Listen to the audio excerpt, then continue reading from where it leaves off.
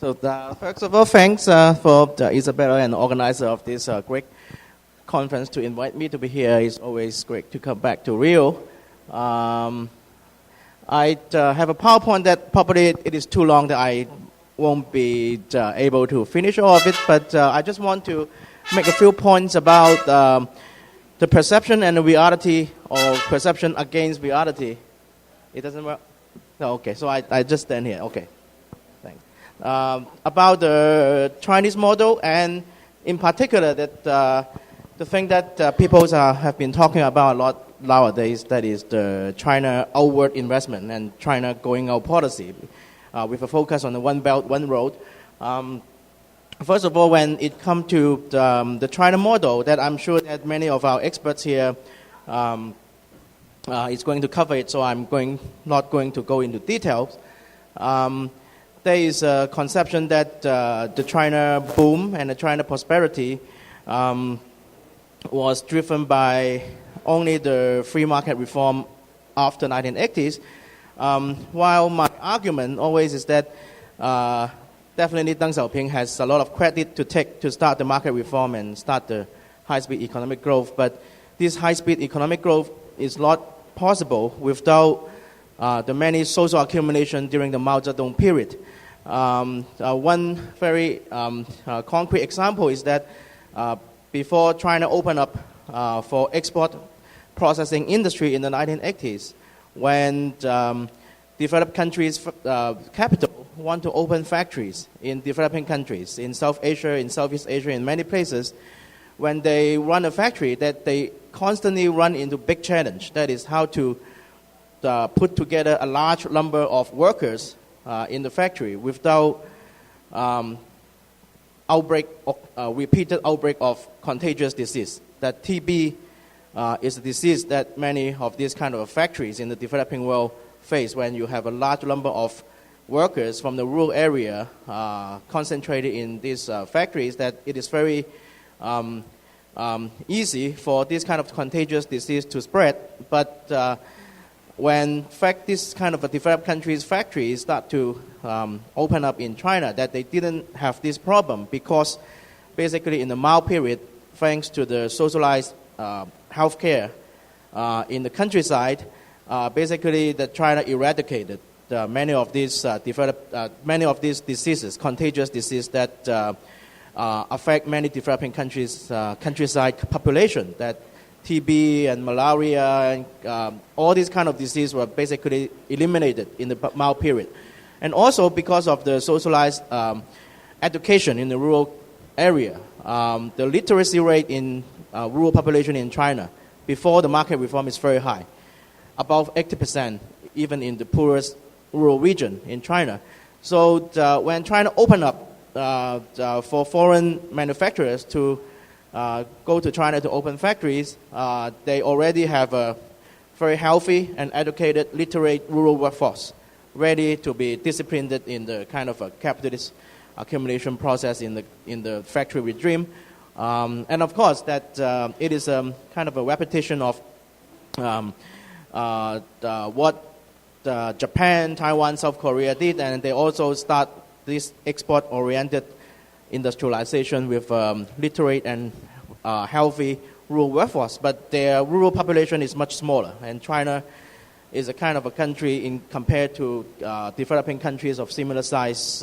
India, for example, is achieved a very, at that time, thought as an unachievable goal, that is to create a huge rural, educated and healthy workforce that has the Mao period and the People's Commune and all this socialized Medicare and education has some credit to claim.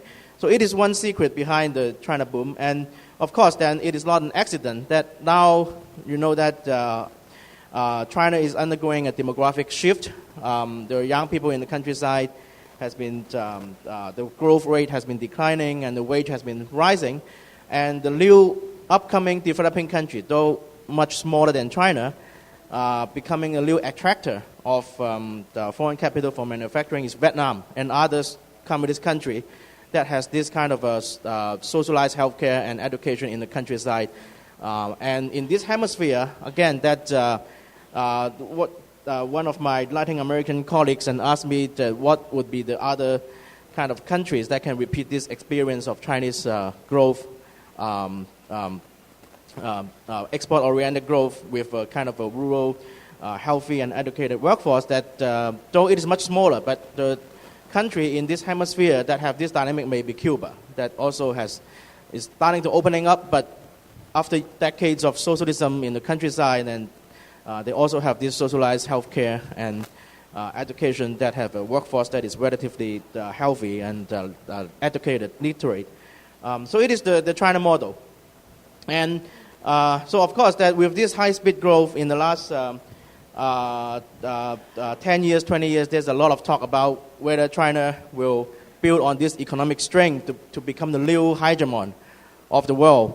And interestingly, in the U.S., both the right-wing people and the left-wing people think that it is going to happen. The right-wing people is bumping up the China threat discussion that China is going to rule the world and then U.S. is going to be number two, and we don't want it to happen, so we have to do anything we can to prevent it from happening. So it is from the right. But from the left wing, that people who are very upset with American hegemony always have a hope that China will take the place of the U.S. to become the new leader and then usher in a more egalitarian world and so on and so forth. So they are positive in expecting this China becoming the new ruler of the world to happen. So my book that Isabella mentioned, published in 2015, is saying that it is not going to be happening like this. And I know that many of my Chinese friends feel offended by the cover. I'm not responsible for that, and it is just the publisher. And when they give me this cover, I am kind of very upset and worried because it was in spring of 2015 that the China slowdown and the economic problem has not yet apparent. So I'm not sure how it is going to be received, but fortunately or unfortunately, that summer of 2015, the China stock market and the currency start to encounter trouble, and then that the economic problem start to become apparent. So this cover become timely. And I always tell my Chinese friends who are upset by the cover, saying that it's not a pop balloon, it is a deflated balloon. It can be reflated again. That it is what the Chinese government is trying to do. But my subtitle, that is why China will not rule the world, is a direct dialogue with another earlier book by a British journalist, Martin Jacques, who wrote the book When China Ruled the World. So he's one of the left-wing people who celebrate and predict that China is going to rule the world. So many of my left-wing fans actually is upset by the subtitle. They think that, are you kidding me? Are you sure that China is not going to rule the world? We put all our hope on China becoming the new ruler of the world to have a better world. So of course I'm confident of my position, and when the Chinese version come out, it has a more healthy-looking apple as the cover, in place of the deflated balloon. But interestingly, they put my subtitle, Why China Will Not Rule the World, to become the Chinese title of the book. So when I talk to the colleagues and friends in China, it's interesting that they are more sanguine, and then they are not interested in becoming the new ruler of the world. And it is the Western leftists who actually try to predict and try to expect that China becoming the new ruler. But the people in China, including the government, I think, and scholars, are not quite interested in becoming the new ruler of the world. And of course, and when talking about China becoming the new ruler of the world, and it is still prevalent when Donald Trump was elected, and kind of withdrawing from the world economy with all these protectionists and rhetoric, and also the talk about abandoning U.S. allies in Europe and Asia, and the media in Europe and in U.S. suddenly filled with all this kind of talk about now U.S. is retreating from the world. It is the best chance available for China to take over. So this China becoming new ruler of the world talk suddenly increased again after Donald Trump election, when the one reason why people have this conception of China becoming the new ruler of the world has something to do with the reality, day-to-day reality that we see in many developing countries. That is, the Chinese companies, Chinese capital becoming increasingly important in infrastructure building, in railroad, and also Chinese goods, definitely. But so I'm going to skip all these slides about internal dynamics of Chinese development that I'm sure that the panels in today and tomorrow is going to cover it. I'm focusing on one thing, that is this myth and reality about Chinese outward FDI, foreign direct investment, that is giving us the impression that China is really taking over the world. First of all, let me skip all this. Yes, this top 10 countries, it is the source of this data is the Ministry of Commerce of Chinese government. It was the latest release of the data in December 2016, so they have this China outward FDI, foreign direct investment data for the year 2015. So they do the counting about China, the stock, that is the accumulated total foreign direct investment, outward foreign direct investment of different countries. That is interestingly that they separate Hong Kong and China and count as two different regions, and I will get to that later. So really China is becoming a big player in foreign direct investment. So China is still receiving a lot of foreign direct investment, but also China is becoming a big exporter of capital. And it is ranked number 8, and if you count Hong Kong, that combine it together, it is already second after the United States. But it is a tricky thing here because a lot of China foreign direct investment going out is actually end up in Hong Kong. And then there's a company in Hong Kong that mainland Chinese state-owned company in Hong Kong, and then use a Hong Kong identity to go out to invest in Panama Canal, for example. Infrastructure is there. So there's a lot of double counting here if you just add up Hong Kong and China, because the China outward investment a lot end up in Hong Kong, in turn go elsewhere. And also, of course, there's some local Hong Kong companies like the tycoon Lee Ka-sing, basically has been running the Panama Canal port facilities for a while. So China definitely, as a kind of foreign direct investor, is already a big player in the world. So it is in terms of the lumber. So it is why there's a conception that China taking over the world. But you look at the figure of China, destination of China capital, you can see that first, more than half is actually going to Hong Kong. And as I said, some stay in Hong Kong, but some actually use a Hong Kong registration or identity to go elsewhere. So Hong Kong is a kind of a middle-way station. But some also go to Cayman Islands. So people suspect that a lot of them is actually capital outflow, money laundering, and all these kind of activities. But you never know in details. But anyway, that you look at the stock of the Chinese outward investment, not a lot of them are in Africa. We have a conception that China is big time in Africa. There's a lot of Chinese company doing, but not in terms of foreign direct investment. Not a single Latin American countries. So the biggest destination of this Chinese capital is still the developed world, Australia, even United States, Netherlands, United Kingdoms, and so on and so forth. So in terms of foreign direct investment, China is not yet taking over the developing world, as many people perceive by looking at the news and things like that, that it seems that Africa, Latin America has a lot of Chinese investment. But China is present in these developing countries in a different manner. That is the financial development finance, basically. That is a tricky one. Because Chinese state banks and Chinese government, the Export-Import Bank, the Development Bank, have been making a lot of loans to developing countries. And many of these, mostly, this is a kind of, now there's a lot of project trying to count, keep track of this kind of Chinese activities by looking at all newspaper report about this project.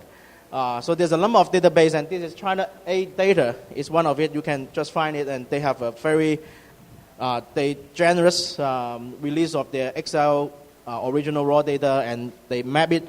But it is just count of projects financed by Chinese financial institutions. So Africa take most of it, some Latin America, a lot in Southeast Asia, mostly in Cambodia, basically.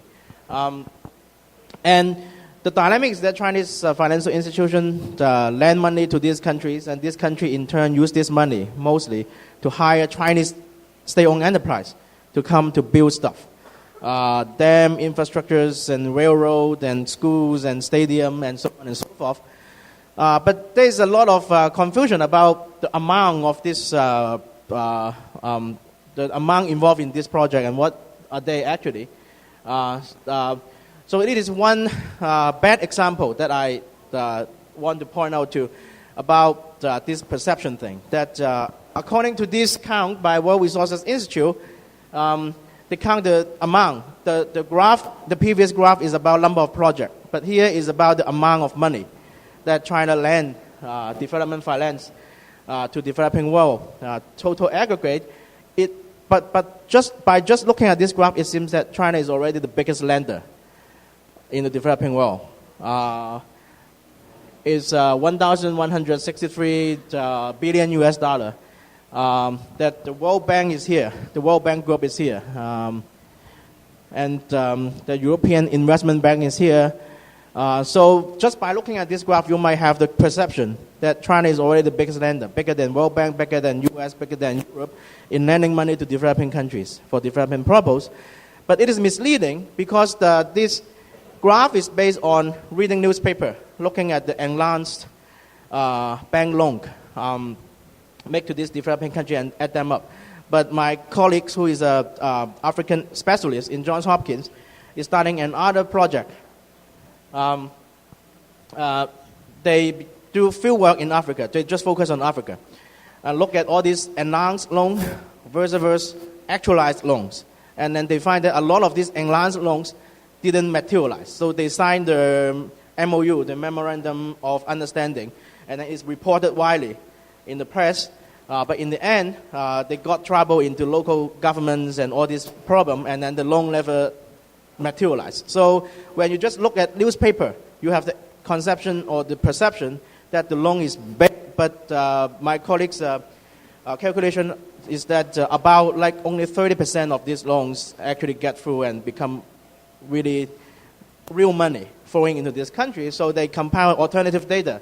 Again, it is available in the website of the Institute. You can find that out. And the aggregate, for example, the aggregate loans of China to Africa from 2000 to 2014 is about 80 to 90 billion US dollar. And Africa is the biggest destination of this Chinese loan. So this kind of 1,100 US billion dollar is superly inflated number. So the reality is much smaller. But it's still big, but not as big as you might perceive by just reading the newspaper. So it is why the conception of China taking over Africa, China taking over the developing world may be misleading if you just get the impression by reading the newspaper. And in the reality, it is much smaller. So at the very end, I'm going to talk about the challenges of this China outward investment because it is a strategy of all major capitalist countries that they run into problem in internal accumulation of capital. The profit rate is falling and they slow down. So one way to get around this problem is to export capital to more profitable place. So capital export is the highest stage of capitalism, as Lenin said. So China is doing it, but it has challenges, two challenges. That by conclude, I'm pointing out these two big challenges of China going out. So it is restraining the scale of China really being a big capital exporter. One is the currency issues. When U.S. is taking over the world after the Second World War by this Marshall Plan and development finance, it was done under U.S. dollar standard system, the Bretton Woods system in the world economy. Everybody has been using U.S. dollar in transaction, in foreign exchange reserve. So U.S. is just printing U.S. dollar backed by gold at that time, to lend it. But now the China currency is not yet an internationalized currency. So a lot of Chinese lending to Africa, to other different parts of the world, is still in US dollar. For example, a while ago when Venezuela and China has this loan for oil deal that originally Travas was still around, and then he's requesting the loan to be in US dollar actually. That while the Chinese government suggests he to take the loan in renminbi, the Chinese currency, but the Venezuelan government think that it is not a good idea and insists to have US dollar loan. So in the end, China need to use its foreign exchange reserve to lend the money to lend the US dollar. And to Africa and to Central Asia and many other places, China also making the loan in US dollar. So it is this is a challenge because China foreign exchange reserve is already declining because of the slowing down of the export and the economy. So China is very much want to internationalize its own currency so that it can start to make loan in its own currency. But it's not going to happen until the Chinese yuan became an internationalized currency and many people can use it for buy things and stuff like that. So it was 2015, right before China's currency was included in the IMF SDR basket. Renminbi is the fifth biggest, most popularly used currency, so it is its ranking has been growing at that time, becoming more and more popular, at least on the figure. So many people predict that China is going to be successful in internationalizing the yuan, and later on China yuan will become the default denominator currency of all this loan, and it enhanced China going out. But in fact, you look at the data that again that most of this international use of the renminbi of the currency is in Hong Kong. So subtract Hong Kong and China's yuan is still used not very widely in international transaction and all kind of financial transaction. And also the latest data show that its ranking is slipping because actually the international use of the renminbi is driven by Hong Kong, which is in turn driven by speculative activities, with the expectation of the appreciation of the yuan. When it's now depreciating, then the number slips. So it's a long way to go for China to really internationalize the yuan. And before China really managed to establish the yuan as a major international currency that people can use to buy stuff and do transaction, and then China outward FDI and outward loan will be very much restrained. And so it is one challenge, that is the status of the yuan in the international economy. I'm sure that we are going to have a lot of discussion about it in today and tomorrow about these issues. The other challenge is actually more staggering challenge, is that we'll get back to this later, that is the geopolitical challenge. When the US and European traditional company go out to invest and to lend money to developing countries, this lending and this investment are backed up by the CIA and military operation, so that when they don't return the loan, or when they try to default the loan, or when they try to seize asset of this foreign company, they have the CIA and all these military apparatus to influence the domestic politics of this destination of U.S. and European capital, so to protect their profit. So when China is exporting capital to Africa, to Central Asia, to many places, that the one challenge is this geopolitical risk of this accumulation. That I just read, it is cited in my China Boom book, that is engineering magazine count that actually the Chinese engineer were among the biggest group of target of kidnapping in Africa by all these rebel and terrorist group. And we don't read it a lot in newspaper because now the Chinese approach is they pay the ransom and get the guys out. And but it is a vicious circle that if you pay the ransom and then they will become more valuable target, and then so they got into more and more trouble. So this China security of this Chinese capital and the employee of Chinese company is really a problem. And China, of course, has a long time has a diplomatic strategy of laying low and don't want to portray itself as a imperial power having foreign military deployment. China is becoming more and more active in foreign military intervention by wearing the blue helmet of UN. So China nowadays is the biggest contributor in terms of manpower in the UN peacekeeping force. but China still have this challenge of how to protect its capital and personnel overseas when they are going to these risky places. So one solution is actually, I think I'm running out of time, so I'll skip some of it, but one solution is to use these mercenaries, actually. That is very interesting. And then this guy, Eric Prince, was the founder, used to be the CEO of the Blackwater of the U.S. So he is a former Navy SEAL, and then who used to run this security company called the Blackwater that the U.S. Pentagon hired to provide bodyguards and security service for U.S. personnel and armies and diplomats in Iraq during the George W. Bush era. And then this guy became very notorious in the U.S. because that a lot of killing and massacre of civilians was actually done by this company, Blackwater. So under Obama administration, the Obama administration went after this company and went after this guy, and some of his employees were charged for killing civilians in Iraq. So they are mercenary, hired private army. And now this guy, so under Obama administration, he was kind of in exile for these tax issues and persecution by the Obama administration. He was in exile first in Abu Dhabi, and now he's in Hong Kong. Because he became the leader of this new company, Frontier Service Group, under the Chinese state-owned conglomerate, CITIC, to provide security logistics service to Chinese company in Africa. So basically, China is trying to solve this problem of going out and then solve the security problem by hiring this U.S. Background military personnel, and it is the photo of him publishing the Chinese translation of his book about the Blackwater. And more interestingly, that it is my last slide. That because China new thrust of outward investment is in Central Asia through this One Belt, One Road and New Silk Road initiative. And you know that it is a very dangerous region in Central Asia. There's the Islamic terrorism, and there's also the suspicion of the Russians, actually, about this Chinese investment in Russia, former Soviet republics.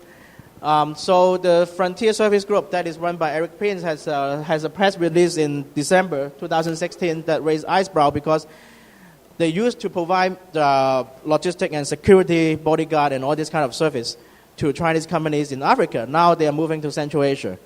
And according to this press release, it create a forward base in Xinjiang and also another in Yunnan, so that they can move to the One Belt to coincide with the One Belt, One Road initiative. So it is just incipient that Chinese capital is going out, but facing these two challenges. One challenge is the currency, that China is still using US dollar, which is the currency of the existing hegemon of the world system, to lend. So it is going to trying to overcome this challenge by intellectualizing the yuan. It has a long way to go.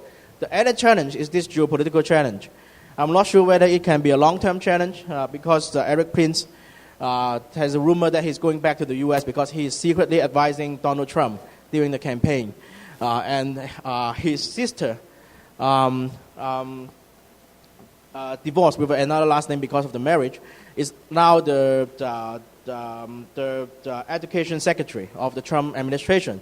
So there's rumor that Eric Prince will come back to the U.S. To become a foreign policy advisor, something like that, so he will leave China. But for now, that China is sensing this challenge and trying to solve this challenge by hiring this U.S. mercenary private armies to facilitate its capital expansion. But again, it is far from a reality that China is taking over the world soon unless China solves these two big challenges of its capital export. China will continue to feel the pressure to export its capital, but before these two big challenges were met, that it is a long way to go. It is far from the current period that China will really become a new ruler of the world in terms of hegemonic power in the developing world. So let me stop here and hand over to my fellow panelists. Thank you.